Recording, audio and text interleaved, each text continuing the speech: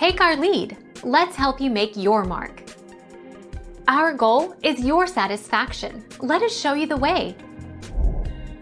Baking powder is comprised of 2 parts cream of tartar to 1 part baking soda, so it's important to keep the proportions intact.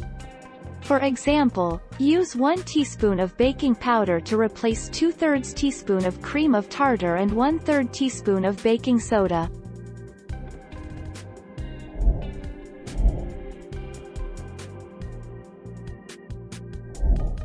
Take our lead. Since baking soda is an ingredient of baking powder is technically the best substitute for baking soda. Gahn, who noted that any substitutions may change the texture and flavor of the final dish, recommended using 3 times the amount of baking powder in lieu of baking soda. Thank you for watching. Please subscribe and hit the bell notification.